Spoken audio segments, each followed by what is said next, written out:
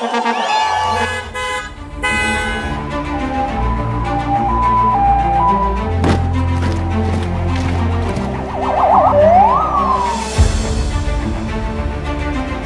l'État, commandant suprême des forces armées et de la police nationale congolaise, le détachement d'honneur de la garde républicaine est rangé pour vous accueillir et vous rendre les honneurs à l'occasion de votre discours sur l'état de la nation devant les deux chambres du Parlement réunies en congrès. Je vous invite à passer les troupes en revue.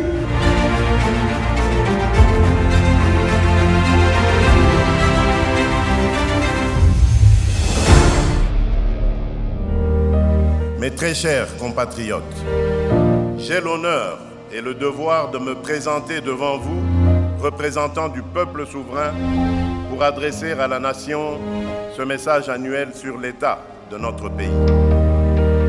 Le lundi 8 décembre, devant les deux chambres du Parlement réunies en congrès, le président Félix-Antoine Tshisekedi a présenté le bilan de son action au cours de l'année 2025, marqué par la résilience et la détermination à relever un défi, celui de la transformation de la République démocratique du Congo. Le président congolais a dressé un bilan des 6 engagements qu'il avait pris solennellement devant le peuple, à savoir bâtir une économie forte et créatrice d'emplois. C'est l'ambition du premier engagement. Aujourd'hui, la République transforme ses terres en moteur de croissance. En 2025, nous avons franchi un cap décisif avec le lancement, le 28 août, de la campagne agricole 2025-2026, placée sous le signe de la souveraineté alimentaire. Les campagnes agricoles 2024 à 2026 redéfinissent nos paysages. Grâce à la mise à disposition de 600 tracteurs, à la distribution massive de semences et d'engrais et à la promotion des cultures de cacao et de café, l'agriculture change d'échelle. Pour la première fois, plus de 100 000 agriculteurs bénéficient d'une assurance agricole, tandis que des pôles avicoles modernes s'installent dans 8 villes stratégiques du pays. Mais pour que cette richesse circule, le désenclavement est une priorité absolue. 8000 km de routes de desserte agricole sont déjà entretenues, marquant le début d'un vaste projet de réhabilitation de 38 000 km de routes nationales. Les grands chantiers prennent vie. Le port en eau profonde de Banana sort de terre, la ligne ferroviaire Matadi-Kinshasa retrouve son souffle et nos voies fluviales sont à nouveau balisées. Dans le ciel, l'arrivée d'Air Congo et son plan d'expansion redonnent des ailes à la mobilité nationale. Cette transformation repose sur une énergie puissante. La mission 300 porte ses fruits. L'électrification progresse pour atteindre 21,5%. Un élan soutenu par la mise en service du groupe G25 d'Inga 2, injectant 193 MW supplémentaires sur le réseau, alors que le lancement du groupe G24 promet déjà de renforcer cette indépendance énergétique. Protéger le foyer et renforcer le pouvoir d'achat de chaque citoyen, c'est l'objectif central de l'engagement 2. En cette année 2025, les indicateurs macroéconomiques témoignent d'une stabilisation historique. Malgré l'aggravation de la situation sécuritaire à l'Est, notre pays a fait preuve d'une résilience macroéconomique remarquable.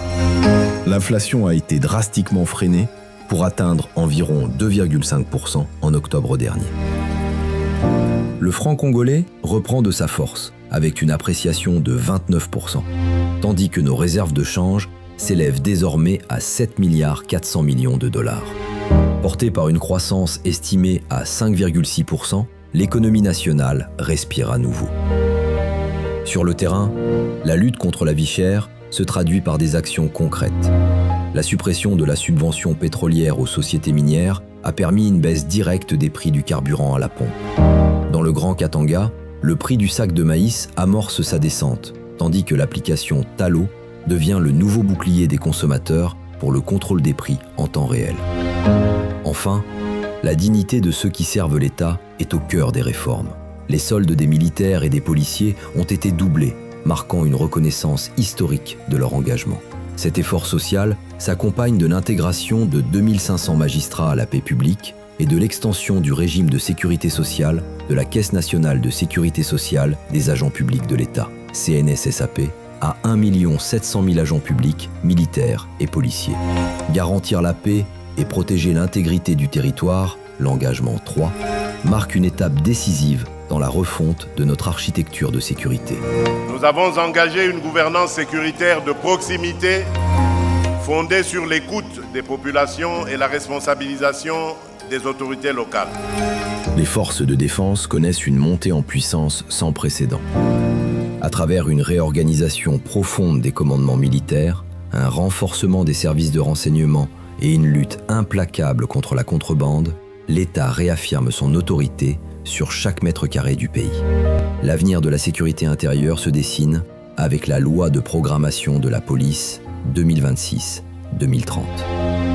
L'objectif est ambitieux, recruter et former 90 000 nouveaux policiers tout en organisant le départ à la retraite de 10 000 agents.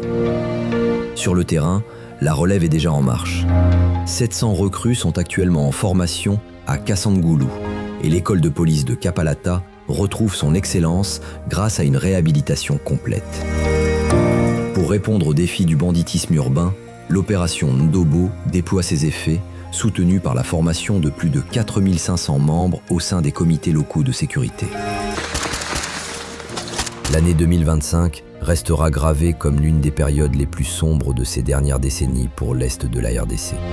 Dès les premiers mois, une offensive d'envergure a été déclenchée par la coalition AFC M23, avec le soutien direct de l'armée rwandaise. Les villes de Goma dans la province du Nord Kivu et de Bukavu dans celle du Sud Kivu sont tombées, laissant des pans entiers de ces zones sous une emprise de terreur. Mais face à cette agression, la nation ne s'est pas résignée. La riposte, légitime et résolue, s'est déployée sur tous les fronts, militaires, institutionnels et diplomatiques.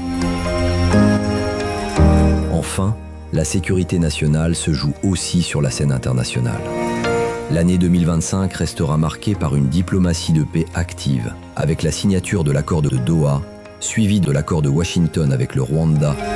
Forte de ce rayonnement, la nation s'apprête à porter sa voix au plus haut niveau mondial, avec son élection au Conseil de sécurité de l'ONU pour le mandat 2026-27, tout en assurant la présidence de la conférence internationale sur la région des Grands Lacs, CIRGL. Pour garantir son indépendance et sa prospérité, la nation s'engage dans une mutation profonde. C'est l'engagement 4 dédié à la diversification et à la compétitivité de notre économie. En 2025, nous avons poursuivi la refondation de notre gouvernance minière afin que nos ressources cessent d'être une malédiction et deviennent un moteur de développement partagé. Le secteur minier, moteur de notre croissance, fait l'objet d'un assainissement sans précédent. 30 000 périmètres inactifs ont été retirés du cadastre pour dynamiser l'exploitation. La création de zones de recherche sur 36 000 km², l'installation du laboratoire de Moussampo et le lancement de la plateforme eTraceMine marquent l'avènement d'une gestion moderne et transparente. Pour protéger nos ressources et nos populations, des quotas d'exportation de cobalt ont été fixés, tandis que Massissi et Kaléé sont désormais classés en zone rouge. L'ouverture au monde se réinvente à travers des partenariats stratégiques de haut niveau. Des accords historiques avec le Qatar et les États-Unis sécurisent nos minerais essentiels. En parallèle, l'économie diversifie ses horizons, de l'Amérique latine à l'Asie, en tissant des liens neufs avec le Brésil, l'Argentine, Israël ou encore le Vietnam. Enfin, le commerce de demain se construit aujourd'hui. Avec 87% des procédures numérisées au guichet unique et la mise en place de postes frontières à arrêt unique, nous fluidifions nos échanges. En ratifiant les accords de l'Organisation mondiale du commerce et en créant la Chambre de commerce RDC-Égypte, la nation affirme sa place de carrefour incontournable sur l'échiquier mondial. Pilier 5. L'accès aux services de base pour chaque citoyen. C'est le cœur de l'engagement 5. Dans le secteur de l'éducation, la gratuité de l'enseignement primaire demeure une priorité absolue. Parallèlement, l'État renforce le cadre judiciaire avec l'intégration de 2500 magistrats à la paix publique, tout en honorant ses engagements sociaux par l'apurement des accords de Bibois pour l'enseignement supérieur. La santé s'installe progressivement comme une garantie publique concrète et non plus comme une faveur réservée à quelques-uns. La santé devient un droit tangible avec le lancement de la couverture santé universelle. Une protection qui s'étend désormais au-delà des soins. Un nouveau régime de sécurité sociale couvre 1 700 000 agents publics, militaires et policiers, fondé sur une solidarité partagée. Face aux défis de l'énergie et de l'eau, l'ambition est claire. L'électrification progresse pour atteindre 21,5%, avec un cap ambitieux fixé à 62% d'ici 2030. Pour l'eau, l'objectif est d'atteindre 70% d'accès dès 2028, soutenu par la réhabilitation de centrales stratégiques comme Kakobola et Inga. Enfin, à travers le programme de développement local des 145 territoires, PDL 145T, destiné à réduire les inégalités sociales, l'État reconstruit l'équité territoriale. Écoles, centres de santé et infrastructures routières sortent de terre pour effacer les disparités et bâtir un avenir commun. À ce jour, 865 ouvrages ont été officiellement achevés. Cet effort est le fruit d'une collaboration entre plusieurs agences. Concrètement, cela représente 530 écoles primaires, 275 centres de santé et 60 bâtiments administratifs désormais opérationnels. En incluant les 205 ouvrages livrés lors du premier mandat, l'ambition pour cette année 2026 est d'accélérer la livraison de l'ensemble des infrastructures prioritaires. Car l'objectif final demeure inchangé, que chaque territoire rural bénéficie enfin et sans délai des dividendes de l'action publique. Sixième et dernier pilier, moderniser l'État pour mieux servir le citoyen. Ici, l'objectif est de rendre plus efficaces les services publics. Nous poursuivons un programme ambitieux de modernisation des infrastructures, de réforme académique et de digitalisation de la gouvernance. La révolution numérique est au cœur de cette transformation. Avec la généralisation de la facture normalisée de la TVA, taxe sur la valeur ajoutée, et la digitalisation de 87% des procédures au guichet unique du commerce extérieur, l'économie gagne en transparence. Pour accompagner les contribuables, de nouvelles instances voient le jour. La COPIRAP pour rationaliser la parafiscalité et une commission de médiation fiscale dédiée au dialogue. Une étape historique est également franchie pour l'identité des citoyens. Grâce au transfert des kits d'enrôlement de la Commission électorale nationale indépendante, CENI, vers l'Office national d'identification de la population, la délivrance des cartes d'identité nationale tend à passer d'un rêve lointain à une réalité palpable. Enfin, l'efficacité des services publics s'étend jusqu'au cœur de nos territoires. Dans le Haut-Uélé, plus de 350 chefs coutumiers ont été certifiés pour renforcer la gouvernance locale.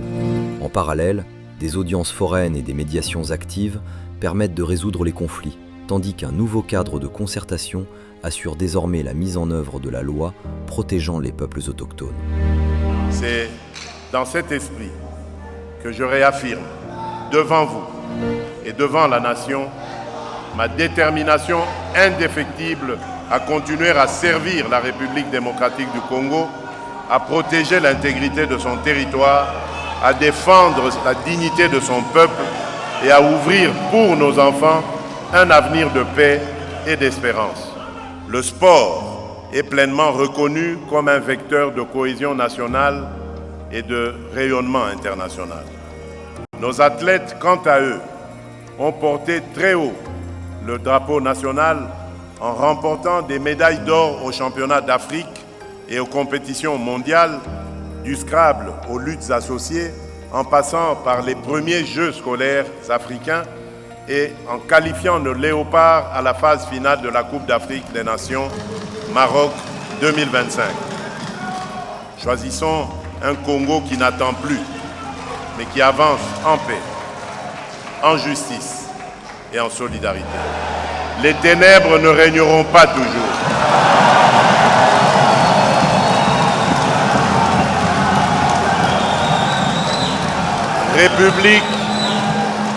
République démocratique du Congo, lève-toi et sois éclairé, car la lumière arrive.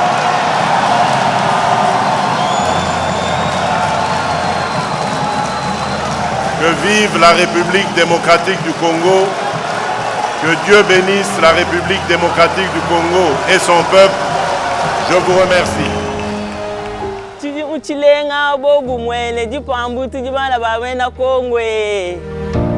Bana Congo, mais souhaitez bien bonne année kitoko samuna 2026. Vraiment félicitations samuna ben. Vous l'ayez pas 2026. Qui vous calquez ce bête auquel les Congolais. Bonne année 2026. Sisi wote tuko pamoja wa Kongoman. Bonne année 2026 na bomoko na lokumu tozaba Congolais.